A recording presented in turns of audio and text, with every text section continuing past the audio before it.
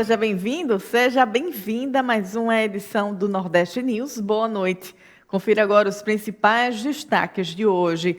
Madrugada de quinta-feira foi marcada pelo medo em Imperatriz. E mais, vídeo mostra homem carregando mulher desacordada em cavalo antes de abandonar corpo atrás de delegacia. E Procon Natal inicia a fiscalização da Black Friday e reforça alerta contra golpes e descontos falsos. O Nordeste News começa agora.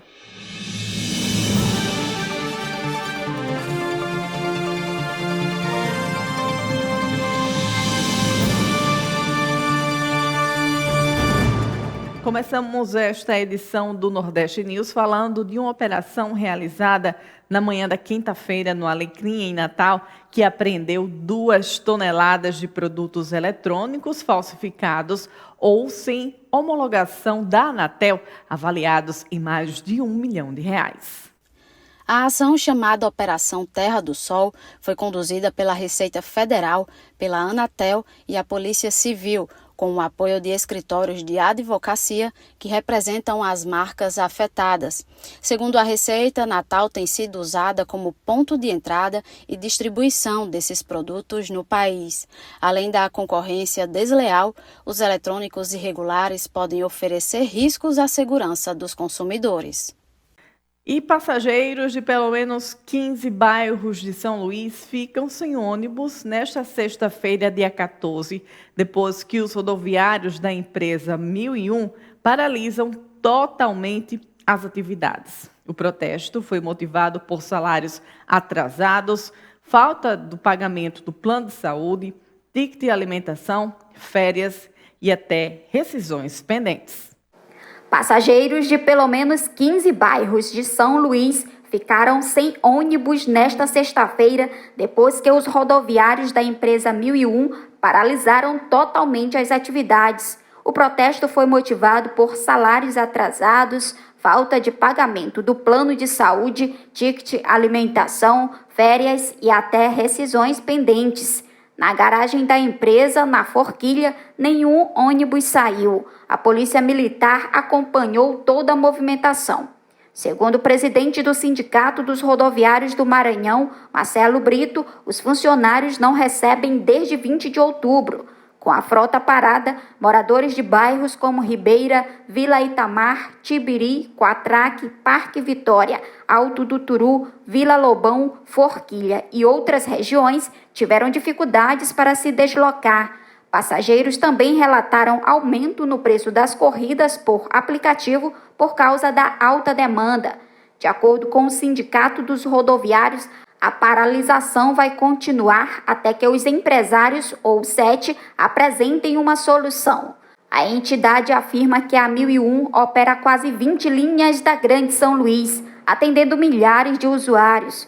O sindicato alerta ainda que outras empresas do transporte público podem aderir ao movimento, já que enfrentam problemas semelhantes. Segundo a nota, a paralisação só deve terminar após o pagamento de todos os salários, benefícios e verbas devidas. A Secretaria Municipal de Trânsito e Transportes informou que as questões trabalhistas são responsabilidade do SET. Em nota, declarou que aguarda um entendimento entre as empresas e os rodoviários para garantir a continuidade do serviço. Já o Sindicato das Empresas de Transporte confirma que o subsídio municipal de cerca de 7 milhões não foi repassado pela Prefeitura desde o início do mês. A entidade afirma que o sistema depende desses recursos para pagar salários e cita decisões judiciais anteriores que determinam esse repasse. Segundo o SET, sem a regularização urgente dos valores, há risco de que a paralisação se estenda para todo o sistema de transporte público. A entidade disse ainda que permanece aberta ao diálogo. E o Produto Interno Bruto, PIB do Piauí, foi de 80,9 bilhões de reais em 2023. Estes dados são do Instituto Brasileiro de Geografia e Estatística, divulgados nesta sexta-feira. Este é o 7º menor PIB do país, segundo o órgão. De acordo com o IBGE, o valor cresceu 3,1% em relação a 2022, quinto maior aumento entre os estados nordestinos e 16º maior em todo o Brasil. O estudo do órgão apontou que o Piauí contribuiu com 0,7% para o PIB nacional, orçado em 10,9 trilhões de reais em 2023. Foi a mesma participação registrada no ano anterior, em 2022. Em relação ao valor do PIB, o estado superou Rondônia, Tocantins, Sergipe, Amapá, Acre e Roraima. A lista do IBGE revelou que São Paulo registrou o maior PIB entre os estados brasileiros, com 3,44 trilhões de reais, 31,5% do total do Brasil, seguido por Rio de Janeiro e Minas Gerais. E a perícia aponta que 200 garrafas de bebidas alcoólicas que foram apreendidas na Grande Aracaju são adulteradas. Confira. A Polícia Científica informou que o Instituto de Análises e Pesquisas Forenses identificou a adulteração em bebidas alcoólicas apreendidas no final de outubro em Nossa Senhora do Socorro. O material, 200 garrafas de 7 tipos diferentes, incluindo uísque, gin e vodka, foi encaminhado à unidade de investigação da Polícia Civil junto com um laudo pericial. De acordo com a PCI, a adulteração foi confirmada após exames que avaliaram o teor de etanol. Todos os resultados ficaram fora dos parâmetros esperados. Esses níveis de etanol, quando ingeridos, podem causar problemas à saúde, fecha aspas, explicou o perito criminal Nailson Correia. No próximo bloco, o NEM da Jerusa, um dos criminosos mais procurados do Ceará, é preso na Bolívia.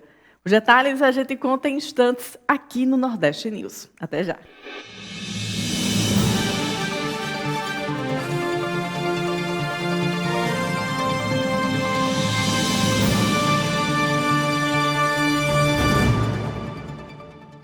Agenda Propaganda apresenta The Fever 60 anos. Sexta, 9 de janeiro, 21 horas, Teatro Riachuelo. Venda antecipada em uhu.com ou na bilheteria.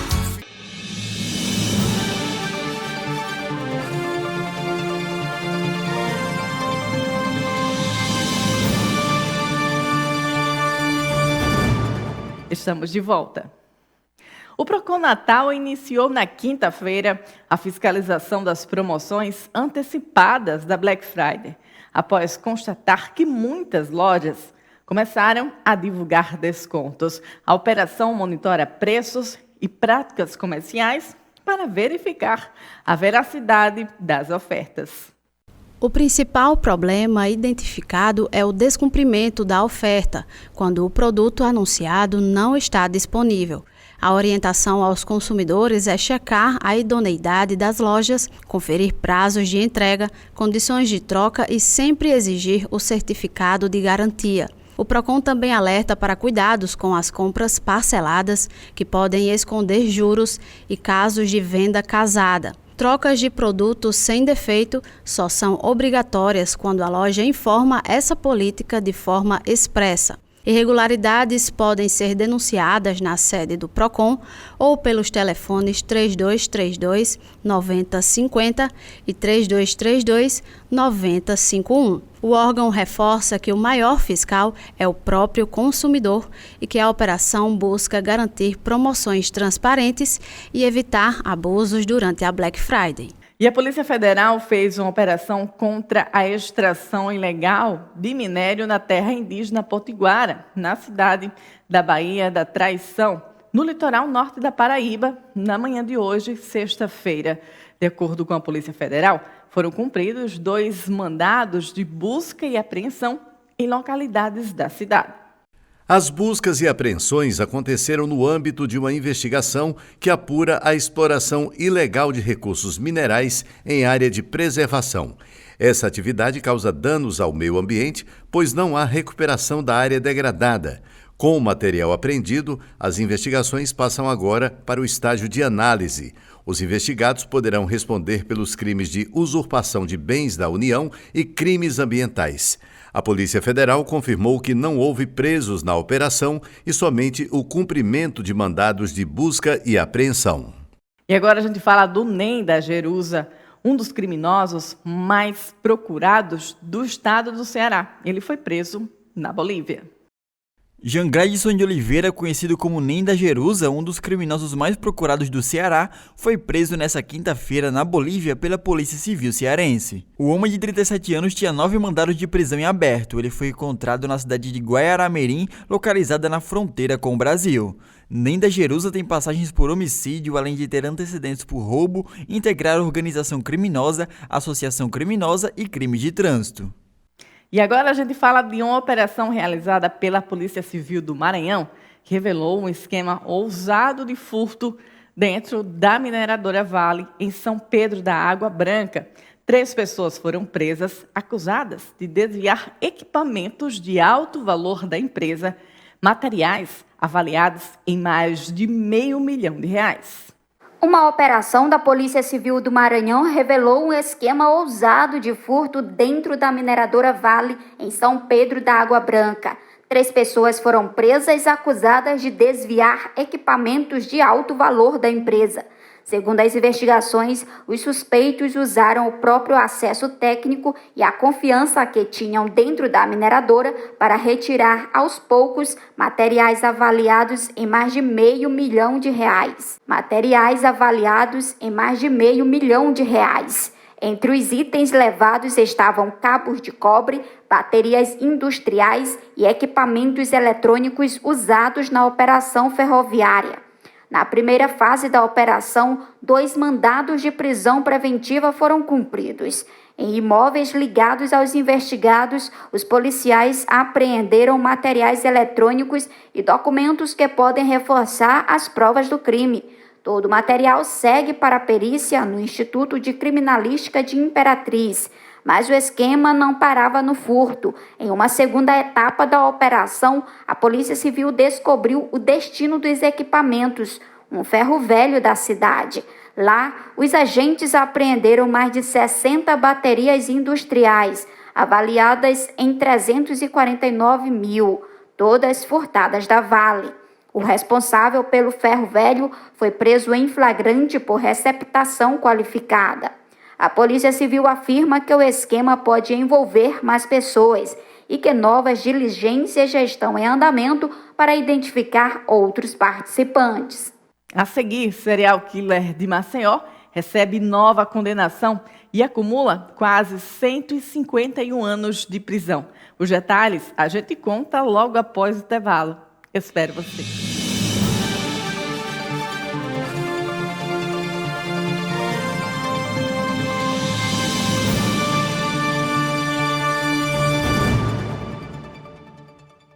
Claro apresenta Festival de Samba Ribeira Boêmia.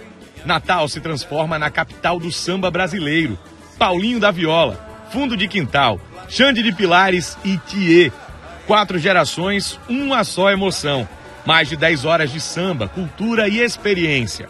Encontro marcado no gramado da Arena das Dunas, dia 15 de novembro. Festival de Samba Ribeira Boêmia.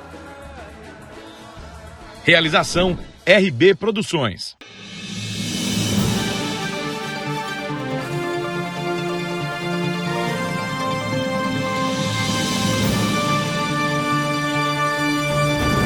Nordeste News está de volta. A madrugada de quinta-feira foi marcada pelo medo em Imperatriz. Em menos de poucas horas, 2 casas foram alvo de criminosos em bairros diferentes da cidade. Toda a ação foi registrada por câmeras de segurança e está sob investigação da Polícia Civil. Em Imperatriz, na madrugada desta quinta-feira, em menos de poucas horas, 2 casas foram alvos de criminosos em bairros diferentes da cidade. Toda a ação foi registrada por câmeras de segurança e está sob investigação da Polícia Civil. No Parque das Palmeiras, um homem pulou o muro e entrou livremente em uma residência. As imagens mostram o exato momento em que ele caminha pelos cômodos da casa e chega a invadir o quarto onde 2 idosos dormiam. Sem ser percebido, o criminoso conseguiu fugir levando uma bicicleta, um computador e outros objetos de valor. A família entregou à polícia todas as gravações do circuito interno, que flagrou cada passo do suspeito. Pouco tempo depois, no bairro Santa Inês, 5 criminosos chegaram em um carro e em poucos segundos abriram o portão de uma outra casa. A tentativa de invasão só não foi concluída porque a porta principal era reforçada com metal. Nada foi levado, mas a ousadia do grupo chama a atenção. Antes de agir, os suspeitos destruíram as câmeras externas, mas não contavam com o sistema interno que registrou toda a movimentação. A Polícia Civil já analisa as imagens dos 2 casos e trabalha para identificar e localizar os envolvidos. Ontem a gente falou aqui no Nordeste News do serial killer de Maceió, que voltou ao banco dos réus na quinta-feira. Na oportunidade, ele recebeu nova condenação e agora acumula quase 151 anos de prisão. O réu Albino dos Santos Lima, considerado pela polícia como serial killer de Maceió, recebeu mais uma condenação em júri popular realizado nesta quinta-feira na capital alagoana. Ele foi sentenciado a 24 anos, 11 meses e 8 dias de reclusão em regime fechado pelo assassinato de Beatriz Henrique da Silva e pela lesão corporal contra o filho dela de apenas 4 anos. Com esta nova pena, a soma de todos os júris em que Albino foi condenado atinge a marca de quase 151 anos. O crime ocorreu na madrugada de 15 de dezembro de 2023, na casa da vítima em Maceió. Albino invadiu o local e surpreendeu Beatriz e seu filho enquanto dormiam, disparando tiros contra a mulher, que morreu. Uma das balas atingiu o filho, que ficou ferido. Os suspeitos de integrarem facções tinham usado fuzis 762 na disputa entre os grupos criminosos no recôncavo da Bahia. A informação foi confirmada na quinta-feira pelo coronel Lucas Palma, comandante do recôncavo de polícia. E uma trabalhadora doméstica de 54 anos foi resgatada após passar 36 anos em situação análoga à escravidão no Recife. A vítima, que não recebia salário, estava com ferimento nos pés e era submetida a restrições de liberdade, isolamento social e constantes intimidações. O caso foi divulgado nesta quinta-feira pelo Ministério do Trabalho e Emprego. Segundo o MTE, a doméstica, além de não receber qualquer remuneração ao longo de 36 anos, era submetida a jornadas exaustivas, controle rígido da rotina diária e fortes restrições à liberdade de circulação. Foi informado também que os auditores fiscais identificaram a situação de extrema vulnerabilidade e a vítima era submetida à dependência forçada e intimidações. A mulher, cujo nome não foi divulgado, depois de ser retirada do local de trabalho, foi acolhida por parentes e está sendo acompanhada pela assistência social municipal. Os empregadores não pagaram verbas rescisórias, mas firmaram acordo com o Ministério Público do Trabalho, reconhecendo o vínculo empregatício desde 1989 e assumindo o pagamento de indenizações por danos morais e materiais. Eles também poderão ser responsabilizados civil e criminalmente após a conclusão das investigações do caso. No próximo bloco, o coronel da polícia diz que o uso de fuzis por criminosos leva a ação a nível de guerra no estado da Bahia. Em instantes.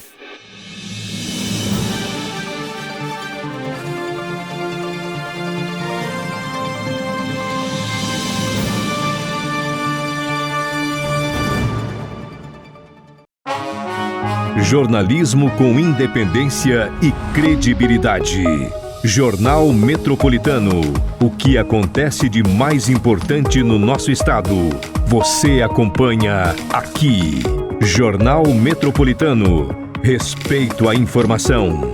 De segunda a sexta-feira, ao meio-dia, ao vivo, nas TVs Trampolim e Metropolitano.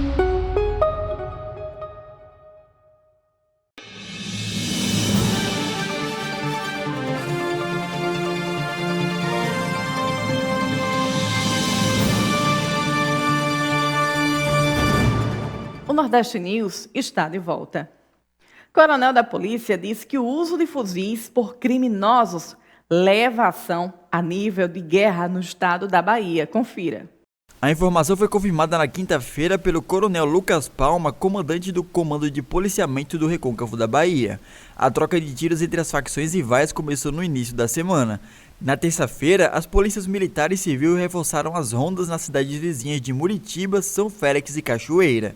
Nos 4 dias de operação, 9 suspeitos foram mortos e outros 5 foram presos. De acordo com a polícia, cerca de 200 agentes participam do cerco dos suspeitos, incluindo agentes do agrupamento aéreo. Devido à insegurança, as aulas presenciais da Universidade Federal do Recôncavo Baiano estão remotas. Cerca de 1.300 estudantes estão com atividades remotas. E agora a gente vai falar de imagens de câmera de segurança que registraram o momento em que um homem carregava uma mulher desacordada num cavalo na madrugada de 6 de novembro em Guaraçu, no Grande Recife. Pouco depois, a vítima foi encontrada morta em um terreno de mata nos fundos da delegacia da cidade. Segundo a Polícia Civil, a vítima estava nua, teve o crânio esmagado por uma pedra e o tórax ferido diversas vezes com um objeto perfuro-cortante, como uma faca. A prisão aconteceu na quarta-feira, dia 12, e foi divulgada na quinta, dia 13. O criminoso foi identificado como Michael Martins da Silva e a mulher como Maria Nathalie Laurindo da Fonseca, de 23 anos.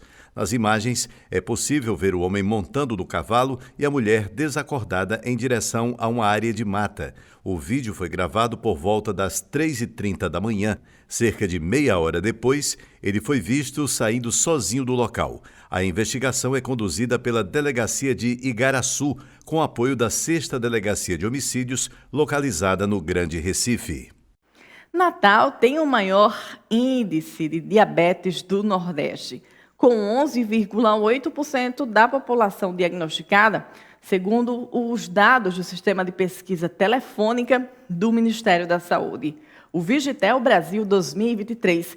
No Brasil, a capital potiguar aparece em 4º lugar, atrás apenas do Distrito Federal, São Paulo e Porto Alegre.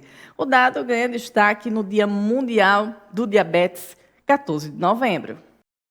A pesquisa mostra que a doença está crescendo no Brasil. Entre 2021 e 2023, a prevalência subiu de 9,1% para 10,2% e a projeção é que chegue a 12% até 2025. Cerca de 90% dos casos são de diabetes tipo 2, geralmente relacionada ao estilo de vida. Mudanças alimentares e atividade física podem prevenir o tipo 2 e o diagnóstico precoce é essencial para evitar complicações graves, como doenças cardiovasculares, neuropatias, problemas de visão e até amputações. Os números do SUS revelam a gravidade. Só entre janeiro e agosto de 2023 foram registradas 6.982 amputações causadas pela doença, mais de 28 por dia. Em 2022, foram 10.168, número que segue em alta. O diabetes atinge mais mulheres do que homens e cresce com a idade. 30,3% dos idosos acima de 65 anos têm o diagnóstico. Pessoas com menor escolaridade também apresentam maior prevalência. A informação, prevenção e acompanhamento profissional são fundamentais. E assim o Nordeste News desta sexta-feira fica por aqui. Agradeço a sua audiência, a sua companhia durante esta sexta-feira e durante toda a semana. Excelente fim de semana para você. Segunda-feira a gente volta.